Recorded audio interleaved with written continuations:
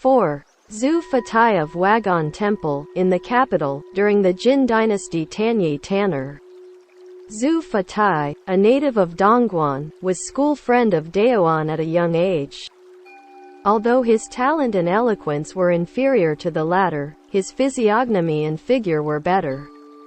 When Zhu Fatai went to Xinye with Daoan to escape the warfare, Daoan split the group and sent Zhu Fatai to preach the Dharma in the capital of the Eastern Jin government. Then, Zhu Fatai bid farewell to Daoan. "You set a wonderful example in the northwest. I now go to the southeast to preach and make the Dharma circulate. Let us say goodbye here and focus on our vows respectively. Sometime later, may we reunite in the Pure Land." Thereupon the two shed tears and parted. Zhu Fatai and his disciples, including Tanye and Tanner, totaling around 40 people, went eastwards through the Mian River. Due to the sickness of Fatai, they stopped at Yangkou. At that time Huan Wen governed Jingzhou. He dispatched envoys to visit Zhu Fatai and treat his illness. Daoan also sent Wei Yuan to convey salutations to him. As soon as Zhu Fatai felt better, he requested an interview with Huan Wen. Planning to have a long conversation with the master, Huan Wen met other visitors first, and did not receive Zhu Fatai at once. As the master was not fully recovered, he could not sit for long time. Zhu Fatai walked through the parlor to take his cart. Before leaving, he spoke to Huan Wen. "I begin to cough. Sorry for leaving now. I will visit you later." Hang Wen chased after him, while the cart had left. Zhu Fatai was 1.85 meters high with a noble look and stature, modest, and reserved. His speech was as fragrant as an orchid.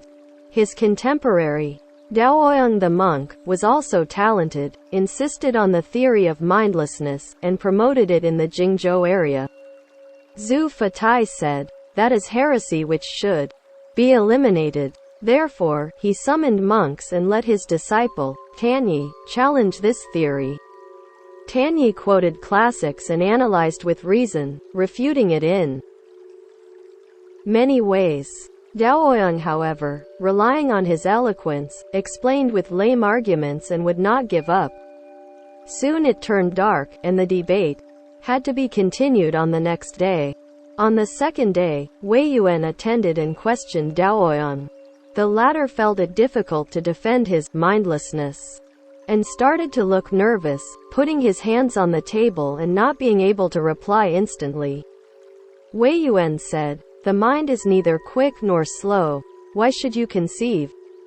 The audience laughed. The mindlessness theory has fallen into obscurity since. Upon arrival in the capital of the Jin dynasty, Zhu Fatai abided at Wagon Temple. Emperor Jianwen of Taizong highly respected him and invited him to preach the Pankavimsati Sahasrikaprajnaparamita Sutra.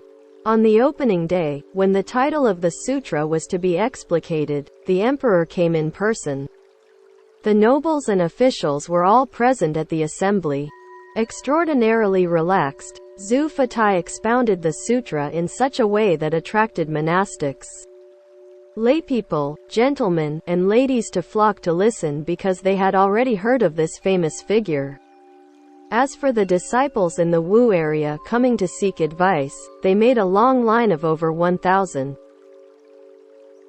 The location of Wagon Temple was originally the tomb of Shanwen from Henne, later being converted into a workshop to make pottery. In the Xingning period during the Jin dynasty, Huili the monk pleaded for the renovation and building of a monastery, since there was merely a hall and stupa at that time.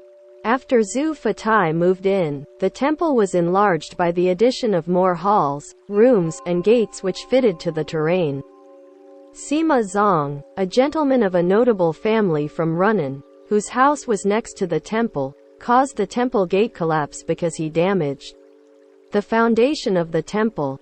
Zhu Fatai, however, did not mind at all. Sima Zong thus was touched and felt guilty, coming to apologize. Zhu Fatai met him when reclining as if there was no one else. Many celebrities admired the master deeply, including Wang Kaya, the general of Zhonglingjun, Sima Shuan, the prince of Dongjing, and Xian, the assistant to the emperor. A few days before his death, Zhu Fatai already knew what would befall him, then telling his disciples, "I'm leaving." He passed away in the 12th year of the Taiyuan period during the Jin dynasty at the age of 68. Emperor Wu of Lizong issued a decree. Master Zhu Fatai spread the Dharma to the 8 directions, which will benefit later generations. Now he suddenly passed away. I am in deepest grievance and offer 100,000 coins for his funeral. Sun Chuo made a eulogy. Grieving wind blew through the mountain woods. Sad sounds resonant in the valley. Elegant Fatai did not fail his high reputation. His disciples Tanyi and Tanner were both versed in doctrines and learned in Laozi and the Book of Changes as well.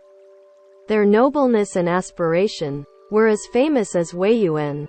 Tanner died early, which made Zhu Fatai feel remorseful. The master cried out, "This is really a loss for heaven." His commentaries and letters to Shi Chao on mindlessness are circulating today. Some people say that Fatai is Daoan's disciple. This is incorrect.